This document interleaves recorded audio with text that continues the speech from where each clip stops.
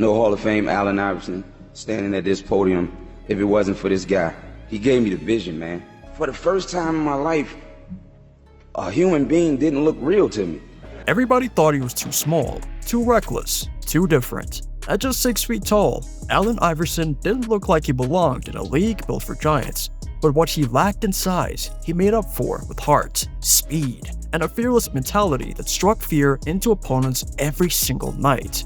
Iverson wasn't just a player, he was a movement. He changed the culture of basketball, from the way players dressed, to the way they carried themselves, to the way the game was played. His crossover became legendary, his scoring ability unmatched for a guard his size, and his toughness undeniable. But even a player as electrifying as Iverson had battles that tested him, opponents who forced him to dig deeper, play harder, and elevate his game to survive.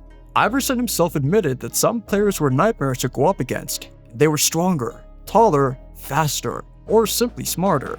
And while he never backed down from a challenge, he knew exactly who pushed him to the limit. So, today, we're diving into the 6 opponents Iverson called his toughest matchups. From legendary scorers, to defensive walls, to rivals who brought out his very best. These are the names that defined his battles on the hardwood, because to understand Iverson, you can't just look at the highlights, you have to look at the wars. The players who made him fight, made him bleed, and made him prove night after night that heart matters more than height. And trust me, one name on this list might just surprise you. For Iverson, the story began with the greatest of them all, Michael Jordan.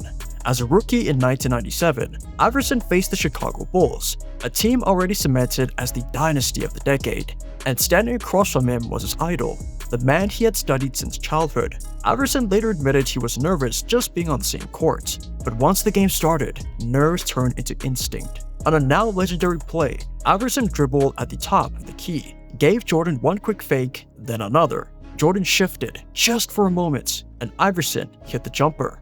That single move, the crossover heard around the world, announced that a new force had arrived in the league. But the battles against Jordan were far from easy. Iverson described him as the ultimate challenge, taller, stronger, smarter, and relentless on both ends of the court. Jordan wasn't just a scorer, he was a defender who made every possession a war. Playing against Mike was like facing perfection. Iverson once said, "You had to be locked in every second, because if you slipped, he made you pay." Even though the Bulls usually came out on top, Iverson cherished those matchups. He measured himself against Jordan, using every game as a test of whether he truly belonged among the elite. And for Iverson, that was the beauty of facing Michael Jordan. It wasn't about wins and losses. It was about standing toe-to-toe with the greatest and proving that heart and fearlessness could challenge even the highest peak the game had ever seen. For Iverson, Jordan wasn't just an opponent, he was the standard. And facing him turned the answer into a question the whole league had to reckon with. Okay, congratulations, kid. Everything good? How you been doing? Everything's good? If Jordan was the legend Iverson grew up idolizing, then Kobe Bryant was the rival who defined his generation. Iverson and Kobe entered the league just months apart, 2 young guards with completely different paths, yet destined to be linked forever. Kobe had the height, the polish, the reputation as the next Jordan. Iverson had the speed, the toughness, and the fire to prove that size didn't matter. Their duels became must-watch television. Whenever the 76ers and Lakers met, fans knew it was going to be a battle. Iverson attacking relentlessly, slashing to the rim, pulling up for jumpers, crossing defenders into the floor. Kobe countering with footwork, fadeaways, and a mindset just as ruthless. Iverson later said Kobe was one of the most fearless opponents he ever faced. He never backed down, never flinched, never showed weakness. And in Kobe, Iverson saw a mirror, someone who cared as deeply about the game as he did, someone who would sacrifice everything just to win. The pinnacle of their rivalry came in the 2001 NBA Finals. In Game 1 in Los Angeles, Iverson dropped 48 points in a stunning Sixers upset, famously stepping over Tyronn Lue, but Kobe and the Lakers adjusted, storming back to win the series 4-1 and claim another championship.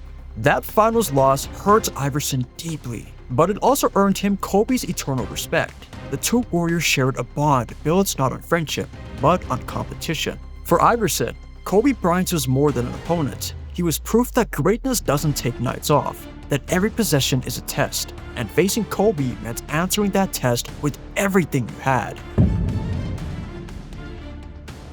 Crowds would rise to their feet the moment he touched the ball. Vince Carter wasn't just a basketball player, he was a human highlight reel. For Iverson, guarding Carter was a nightmare. He could blow by you with quickness, pull up from deep, or take flight and finish over anyone. And when Vince went airborne, there was nothing you could do but watch. Iverson often spoke about how dangerous Carter was, especially in his Toronto years. He wasn't just dunking over 7-footers, though his Olympic slam over Frederick Wise remains one of the most iconic plays ever. He was scoring from everywhere. His jumper was smooth, his first step explosive, and his confidence sky high. In their matchups, Iverson had to use every ounce of his speed and creativity just to keep up. Carter's size at 6 feet 6 inches gave him an edge, forcing Iverson to constantly adjust. Vince was one of those guys who could never relax against, Iverson admitted. He could change the game in a single play. The battles between Philadelphia and Toronto in the early 2000s showcased that rivalry. None more than the 2001 Eastern Conference semifinals, Iverson versus Carter in one of the greatest duels in playoff history. Iverson dropped 54 points in Game 2.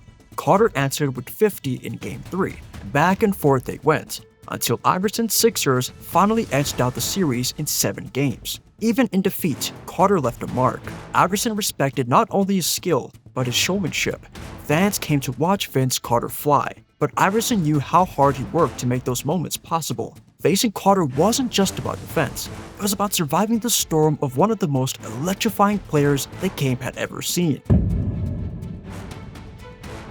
Some opponents made Iverson work harder, others forced him to think faster, but when it came to pure scoring talent, few were as terrifying as Tracy McGrady.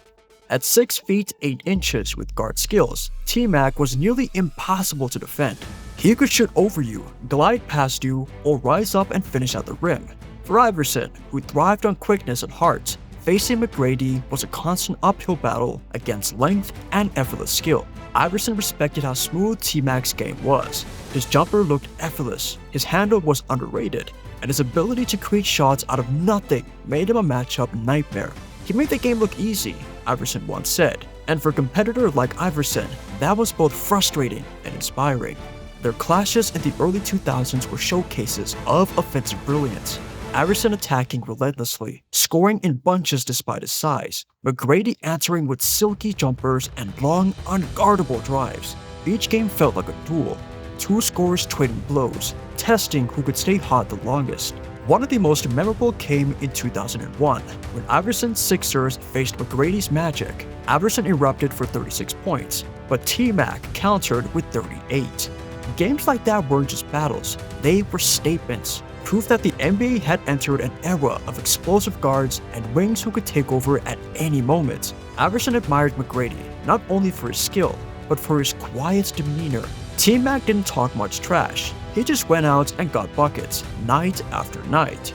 For Iverson, Tracy McGrady represented the new wave of unstoppable scorers, taller, smoother, and endlessly dangerous. And every time he faced T-Mac, he knew he'd have to fight harder just to keep pace. There was one opponent Iverson could never afford to lose sight of, Ray Allen. While others attacked with strength or speed, Allen's speed was precision. Every cut, every dribble, every release of the ball was timed to perfection. If you gave him even half of a second of space, the shot was gone. And more often than not, it was good. Iverson knew the danger Allen posed.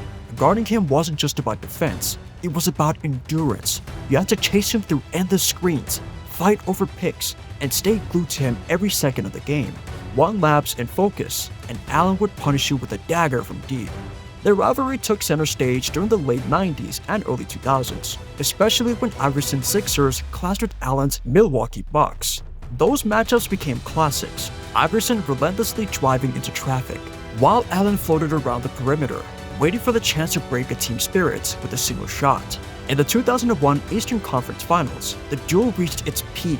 Iverson exploded for 44 points in Game 7, carrying Philadelphia to the finals, but Allen was right there, hitting big shots and reminding everyone why he was one of the most feared shooters of his era. What made Allen so tough wasn't just his skill, it was his discipline. He trained endlessly, perfecting his form until it was automatic. Iverson respected that work ethic, knowing how much it took to stay that consistent for so long. Facing Ray Allen wasn't just a physical test, it was mental, because he knew the moment he relaxed, the game could change with one flick of his wrist. Some rivals didn't rely on speed, they didn't rely on flash. They relied on patience, strength, and a cold-blooded ability to deliver in the clutch. For Iverson, Paul Pierce was exactly that kind of opponent. Pierce wasn't the fastest player Iverson ever faced, nor the most athletic, but he was one of the smartest. He used angles, footwork, and sheer confidence to get wherever he wanted on the floor. And once he got a spot, this shot was as good as money. When Philadelphia met Boston, Iverson knew that guarding Pierce was a grind. He didn't wear you down with highlight plays, he wore you down possession after possession, backing you in, drawing contact, hitting tough mid-range shots, and then stepping out to sink a three just when you thought you had him figured out.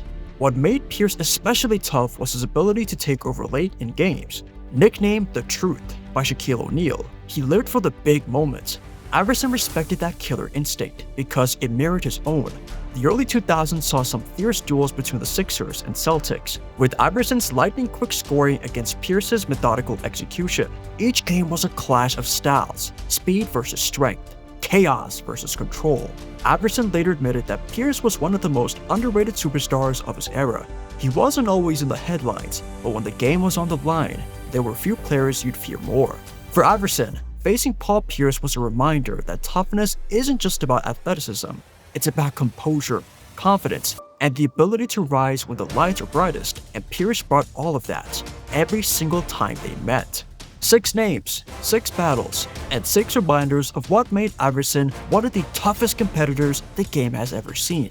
Michael Jordan, the standard of greatness. Kobe Bryant, the fearless rival. Vince Carter, the human highlight reel. Tracy McGrady, the effortless scorer. Ray Allen, the master of precision. And Paul Pierce, the cold-blooded closer.